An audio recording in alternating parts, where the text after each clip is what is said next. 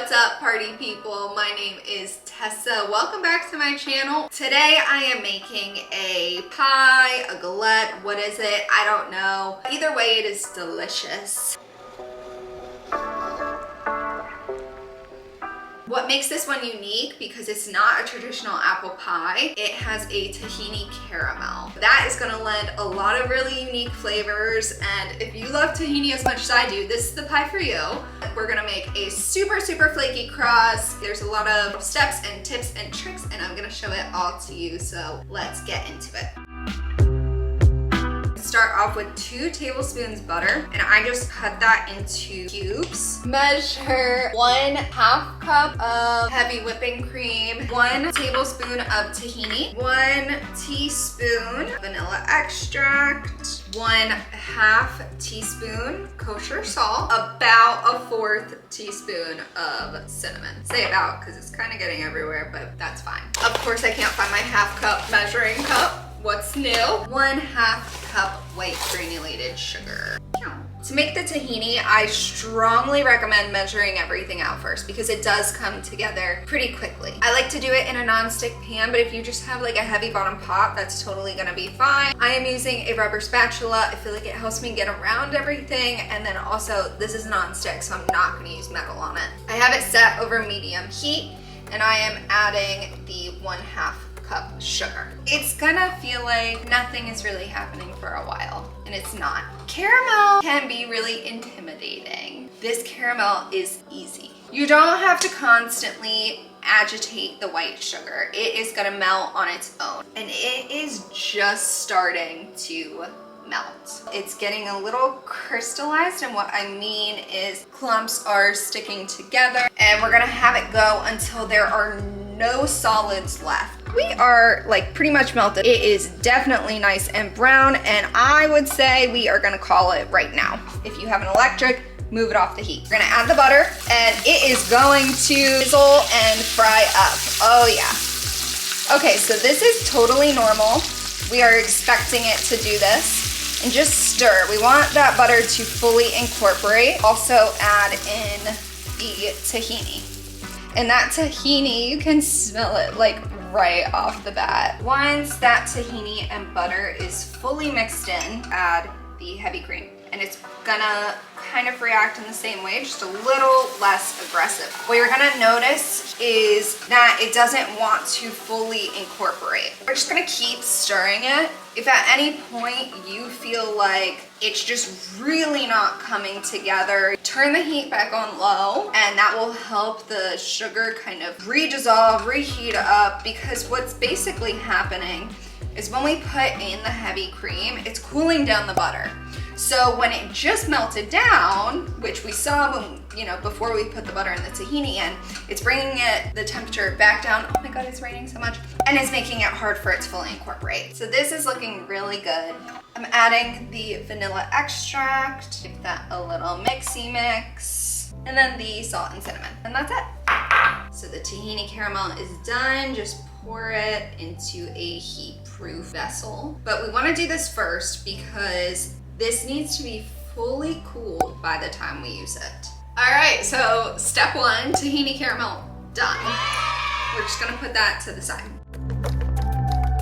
So moving on to the pie crust. The recipe and kind of technique that I personally have found the most successful is from Erin McDowell. I will leave a link in the description below. However, there is something that I do different than she does. So I will of course outline that as I go through it. All you need is all-purpose flour, salt, ice water, and I personally like European style butter. So this is Kerrygold unsalted. You can make it with regular butter, but European butter has a higher fat content. So it's a double-edged sword because it is a little trickier to work with. It's gonna warm up faster, but in my experience, it does give you a flakier, more tender crust. Honestly, you can go with whatever you have, but if you're going out to buy ingredients, just try it, see what happens. So I'm gonna start with cubing up my butter. This is 8 ounces of butter, and it's not split into like 2 sticks, but basically it's just 2 sticks. What I do is split it down the middle, split those in half, and then take each stick, split that in half. So now you have quarters, and then you just cube it.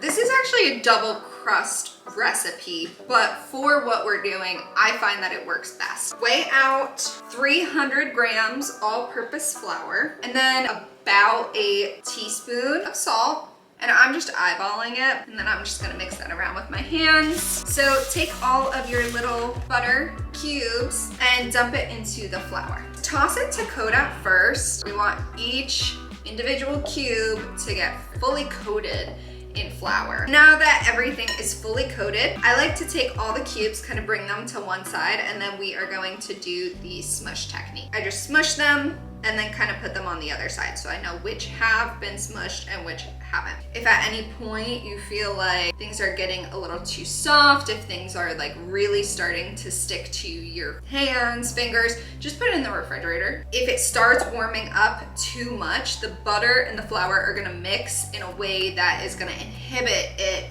from rising, you know, between the layers and giving us that flaky crust. All of my butter is smushed, so I just kind of retoss it, and then I take a clump and kind of just use my thumb to work the pieces. And this is gonna break up the butter pieces. We're looking for biggest pieces to be about the size of like a hazelnut. This is what I'm working with. It has been mixed to the point where it is just about the size of like hazelnuts, and I'm gonna make a well in the center. The water is tricky because each flour is gonna absorb the water differently, but I am expecting it to be about a half cup of water. So that's what this is. It's actually a little more because it had some ice cubes in it. But I'm gonna pour like a decent amount at first. You just stick your hands down and lift it up. So you're just working it in, and you're gonna immediately notice that there's gonna be like some big pockets. Just break those up. So once you've broken up all the big pieces, everything feels kind of mixed. I like to take it, kind of smush it together, and clearly this is staying together. So this seems hydrated to me. All right, this bit is good. All right, so that all gets set to the side. What is remaining in here has not been fully hydrated yet, but we don't want this to get over mixed. Tiny bit more. Toss it to combine. Teeny bit left. You just want to make sure everything gets hydrated. And now we have this mound. I dump everything out, I take it together, and I form a rectangle. Square, rectangle, is a square rectangle or a rectangle is square, it doesn't matter. A little bit of flour on top. Use a rolling pin. We are flattening out the strips of butter. So now it's one long strip. We're gonna take a bench scraper if you have it, take a third, fold it on top of itself, kind of use it to regather it.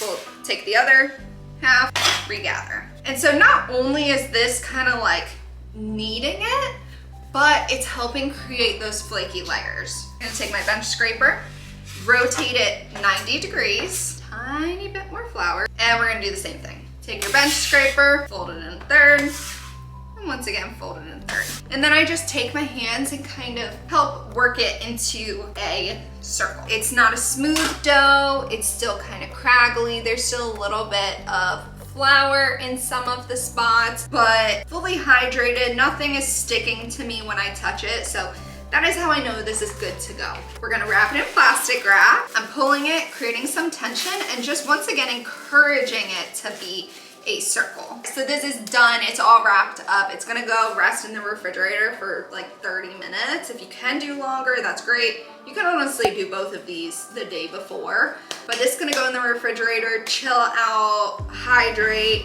The caramel is gonna cool down even more, and then we're gonna get back to it. It's been about 30 minutes. The dough is nice and chilled. The tahini caramel is cooled, so we're gonna move on and roll it out. Lightly dust whatever surface, whatever clean surface we're using. More flour, put it on top. Don't forget to flour your rolling pin. And just start rolling it out. So you can always pat it out. That's gonna help it just kind of expand, reducing the amount of cracks that it's gonna have, but this feels good. You wanna make sure that whatever rolling pin you're using, you are applying firm pressure, not uneven. I start in the middle, push all the way to the edge, and then come all the way back. I like to rotate it, flip it around, make sure that nothing is sticking. Anywhere is cracking, you can kind of like smush it back together, encourage it to be one, to stay cohesive. I tend to feel the top if it feels a little sticky. I add a little bit more flour, kind of like smooth it around. And how big you roll out your slab is gonna be dependent on whatever pie dish you're using. So this one is a 9.5-inch Pyrex. What I like to do is flip it over, put it on top of my dough, and I'm looking for approximately an inch border around the whole thing. So this actually looks pretty good. And it should also be about a 1/2 centimeter. Yeah, that looks about right. The only thing I'm gonna fill in this little crack here, taking a little bit where I know it's gonna be extra, putting it on top, and just kind of smushing it together. Putting that back on top. And I have a handy dandy little pastry cutter. If you don't have a pastry cutter, just use a knife, just use scissors, or if you want it to be rustic and just have that extra pie dough, don't do anything, it will also be amazing. Cut approximately 1.5 inches. It's not too much. It just gives you those clean edges. And so where we kind of cut it is also gonna expose all the different layers and it's gonna get even flakier. And so now I'm gonna take my rolling pin and we're gonna roll it up just to make it easier to move it. I'm gonna move my pie plate to my dough and unroll it. Instead of just pressing down now, what we want to do is lift it and encourage it down. So I'm just lifting it and kind of pressing it into the edges or the corners, making sure that everything is nice and pressed. That looks great. All right, this back in the freezer. Fridge, not freezer. I'm using 3 different types of apples, but really size, shape, type, whatever, it doesn't matter. Try to go for approximately 1.5 to 2 pounds. It's 3 apples. I thought the difference in the colors was gonna be really aesthetic and cute. What I do, we don't want the core, cut off a cheek, flip it on the now flat side, cut off another cheek, the other one, and the other one. So you're just left with a core. And then we're gonna do, I'd say once again, about 1/2 centimeter size slices. And so I'm trying to keep these in slices just because I want, like, I think it's very pretty to have them all aligned like that. These are done. So we're gonna put those to the side. 2 more components that we have to put together before we finally assemble. The oven is preheating, it's 425. I'm using a cast iron sheet and I just have that in there while it's preheating. If you have a pizza stone, that also works. That's just gonna help make sure that when you first put the pie in, the first place that the crust is coming in contact with is extremely hot and it will help the bottom crisp. So on the crust, we're gonna do an egg wash, but then we're also gonna top it with turbinado sugar and sesame seeds. If you don't already know, tahini is like sesame seed paste. It's like peanut butter, but sesame seeds. So I thought it would be really cool to also have the sesame seeds on top. We're doing about a teaspoon of turbinado sugar. If you don't have turbinado sugar, you can just use your white granulated sugar like you used for the tahini caramel. Equal portion of sesame seeds, so once again about a teaspoon, an 1/8 teaspoon of cinnamon, a pinch of salt. And then that's just gonna be our little topping. So in here I have 1 egg. This is gonna be your egg wash. If you don't have an egg or don't wanna use an egg, you're already using cream, so you can use that in place. It's not gonna give it the same shine, but it is gonna help make the topping stick. The tahini caramel is fully cooled and fully gorgeous. Oh my God. So let's take that pie crust back out. We had done it. It's time to assemble and I'm so excited. We are gonna take a fork and just kind of tap it down. So we're creating little holes so that if air needs to come up, it's not gonna make a big mound. It's gonna have somewhere to escape. Now that we have it all pricked, we're gonna take our cooled tahini caramel. And I gotta pause for a second. If it is not cooled, when you drizzle it over the top, it's gonna melt your dough. And then all of that hard work that we did to make sure that it stayed cool, to really develop all those layers, it's just gonna destroy it. So really please make sure your tahini caramel is cooled. Just take it and drizzle. This isn't a super precise process. And then we're gonna start adding our apples. Now is your time to have fun. Arranging them whatever looks good to you. And then I just take my hand, smush it, and kind of like fan them out. I like to go different directions. So this first one, I went vertical. This next one, I'm gonna go horizontal. And we're just kind of like overlapping, maybe tucking them a little bit. I think this might be cute if I like mix the colors. Yeah, that's cool. I'm kind of just like tucking apple slices wherever it looks a little sparse. I just have these left. It's not really gonna fit or make it great. So I'm just gonna stick with this. Mine looks like this.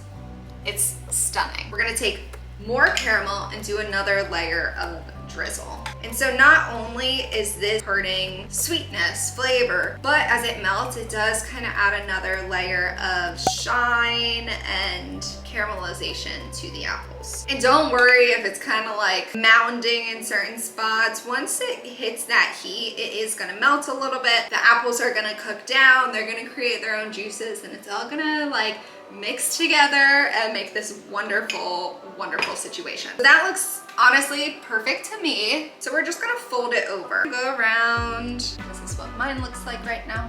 Holy smokes. It's time for the egg wash. I'm using a pastry brush, dipping it in, and we're just gonna lightly coat the crust that's on the outside. Try not to get it to where it's in between the dough and the pie plate. That could cause burning. So everything has been brushed, and now we are going to add this turbinado sugar, sesame, cinnamon, salty topping. Just take a little bit at a time and sprinkle it on top. And if you still have some filling left, that's okay. You don't need to use it all. This is done. This is ready to go. It is beautiful. It's first gonna go in at 425. Like I said, I'm putting it on that cast iron sheet, putting it in, but right when you put it in, lower it down to 375. And this bad boy is gonna look a whole lot different in 50 to 60 minutes. All right, the time has come and it's done. Look at that. It is so beautiful. The crust got so flaky. What I love about doing it this way and utilizing either the pastry cutter knife, whatever you use, you're exposing all those layers. Flaky, flaky, flaky. It's beautiful and I love it. I still have about 2 tablespoons of the tahini caramel left. That is on purpose. With what I have left, I'm gonna microwave it for like 20 seconds, but we do want it to easily stream down.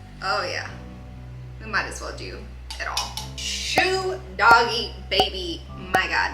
I'm really happy with this. I'm gonna use just a little knife to make sure that it's not sticking anywhere. Really happy. The only thing that will ever make this better is vanilla ice cream, and there is only one vanilla ice cream in my eyes, and it's Haagen-Dazs vanilla. Don't come at me with another vanilla. Don't even come at me with Haagen-Dazs vanilla bean. I want Haagen-Dazs vanilla.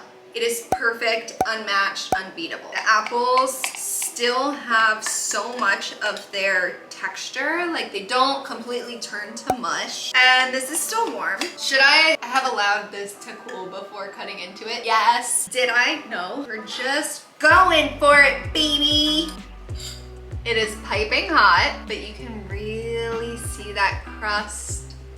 Nice and golden, crispy, flaky. The thing to make it even better, ice cream. Oh, I don't even have a light on. What is wrong with me? I'm over here doing stuff with the lights off like a crazy person. I was like, why is it so dark? And I'm so happy that I did the apples all mixed up so that in each bite, I kind of get a little bit of each type of apple.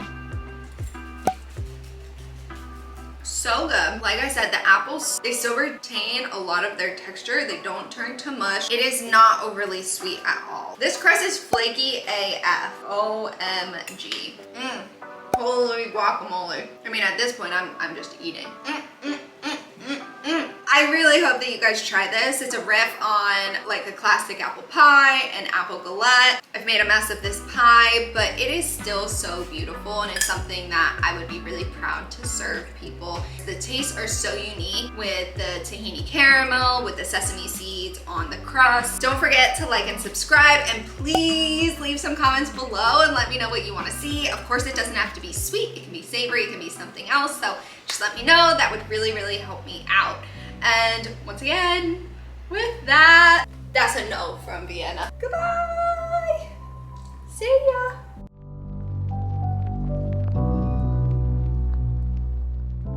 Daniel would kill me if he knew that I already took that out, but he's not here, so. Oh, it's so hot. Oh